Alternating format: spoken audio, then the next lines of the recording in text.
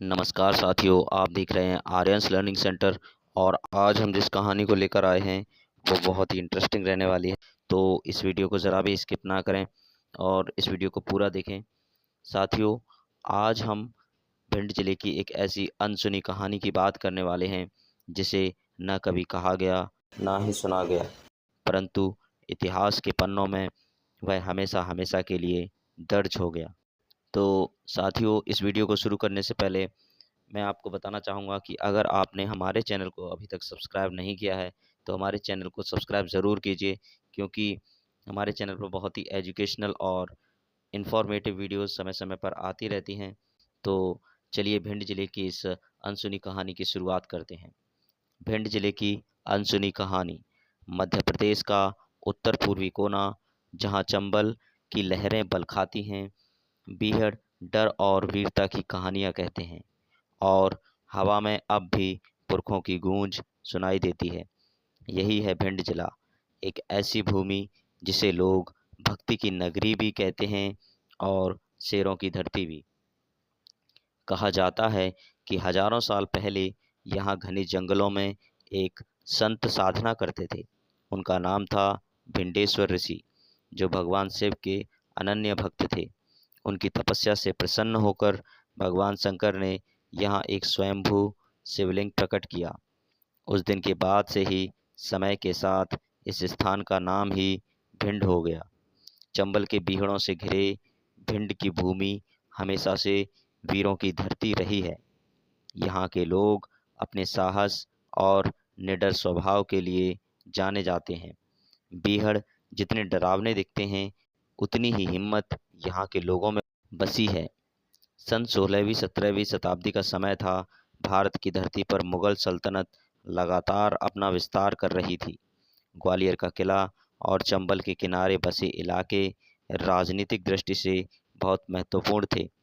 इन्हीं में से एक क्षेत्र था भिंड। यहाँ की जमीन उपजाऊ थी और यहाँ के लोग साहसी और स्वाभिमानी। इतिहास बताता है कि जब मुगल सम्राट अकबर और उसके बाद जहांगीर का शासन था, तब मुगल सूबेदारों ने चंबल घाटी और ग्वालियर भिंड इलाके पर कब्जा करने की कोशिश की। कारण था कि यहाँ की राजनीतिक स्थिति और व्यापारिक मार्ग। मुगल सेना भिंड की ओर कूच करती है।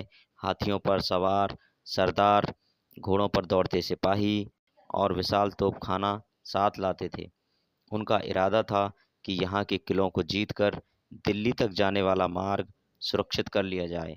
मुगल सेना ने जब इस क्षेत्र पर आक्रमण किया तो यहाँ के जाट, गुर्जर, राजपूत और अन्य योद्धा समुदायों ने अपने अपने गढ़ों से निकलकर मुगलों का मुकाबला किया।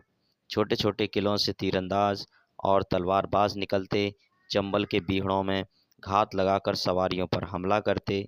सेना के द्वारा इस क्षेत्र पर हुए आक्रमण को देख भिंड के किसानों ने भी तलवार उठाकर अपने अपने गांवों की रक्षा की। मुगल सेना के भिंड पर चढ़ाई करने के दौरान केवल पुरुष ही नहीं बल्कि महिलाएं भी युद्ध में उतरी। किले की दीवारों पर खड़ी होकर तीर चलाती, गर्म पानी और तेल दुश्मनों पर उड़ेलती, घायल सैनिकों की सेवा करती और उन्हें फिर से युद्ध के लिए तैयार करती।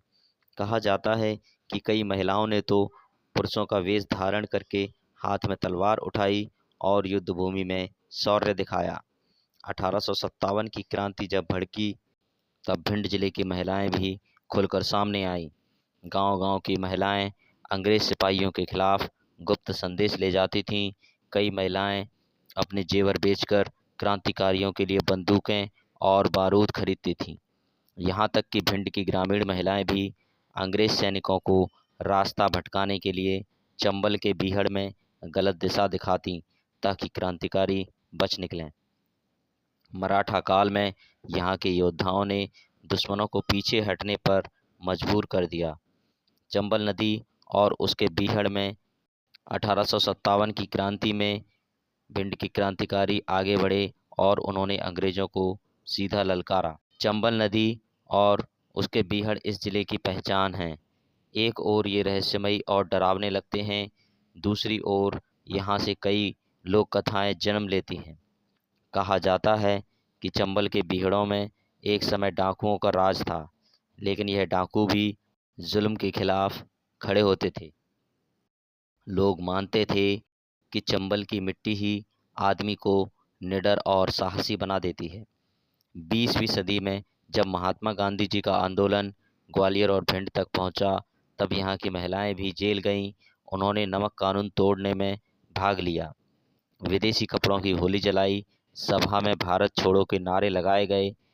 भिंड जिले की कुछ महिलाओं ने तो बच्चों को गोद में लेकर आंदोलन में भाग लिया और कहा, हम अपने बच्चों को गुलामी में नहीं, आज़ादी में बड़ा करेंगे।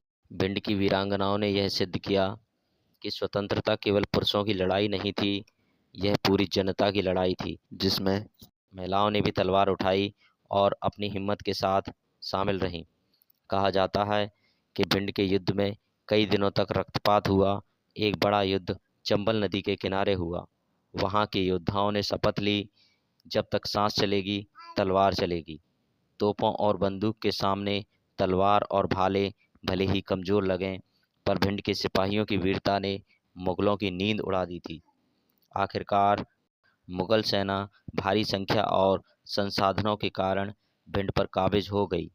कई किले उनके हाथ लगे, लेकिन यह जीत अधूरी थी, क्योंकि भिंड की आत्मा कभी पराधीन नहीं हुई। भिंड में योद्धा लगातार प्रतिरोध करते रहे। भिंड की धरती ने यह संदेश दिया कि शासन भले ही बदल जाए, पर स्वतंत्रता की ज्वाला कभी बुझ नहीं सकती। भिंड की संस्कृति उसकी असली पहचान है। गाँव में लगने वाले मेले आज भी पुराने समय की याद दिलाते हैं। यहाँ के लोकगीत और नृत्य वीरता और भक्ति का संगम दिखाते हैं। महिलाएं अपने बच्चों को ऐसी लोरियां सुनाती हैं जिनमें शेर जैसी दहाड़ होती है। डर मत बेटा, तू शेर की औलाद है। भिंड की राशि लोग सिंह अर्थात शेर को मानते हैं। जैसे सिंह जंगल का राजा होता है, वैसे ही भिंड का हर व्यक्ति आत्मविश्वास और साहस से भरा होता है। यहाँ के लोग कठिनाइयों से भागते नहीं, बल्कि उनका सामना करते हैं। इसलिए भिंड को सिंह राशि की भूमि कहा जाता है। हम सिंह राशि की संतान हैं, हम कभी नहीं झुकेंगे। और कहेगा, आज का भिंड बदल चुका है। जहाँ कभी सिर्फ बीहड़ और डर की कहानियाँ थीं, वहीं आज यहाँ शिक्षा, तकनीक और विकास की नई रोशनी फैल रही है। खेतों में हरियाली है, बच्चे स्कूल और कॉलेज में पढ़ रहे हैं।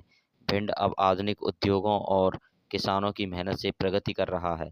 भिंड जिले की यह गाथा सिर्फ इतिहास नहीं, बल्कि एक प्रेरणा है। यहाँ के लोग हमें सिखाते हैं, भक्ति से आत्मा मजबूत होती है, वीरता से शरीर और मेहनत से भविष्य। आज भी भिंड की धरती यह संदेश देती है कि जहाँ नारी का साहस जागता है, वहाँ मातृभूमि कभी पराधीन नहीं रह सकती। भिंड का नाम हमेशा इस धरती की गर्जना की तरह गूंजता रहेगा। तो साथियों, अगर आपको हमारी ये कहानी पसंद आई है तो हमारे वीडियो को लाइक कीजिए, अपने दोस्तों में शेयर कीजिए, कमेंट कीजिए और हाँ, हमारे चैनल को सब्सक्राइब ज़रूर कीजिए, ताकि हमारे ऐसी और भी एजुकेशनल और इन्फॉर्मेटिव वीडियो आप तक समय समय पर पहुंचती रहें। तो मिलेंगे अगले वीडियो में, तब तक के लिए धन्यवाद।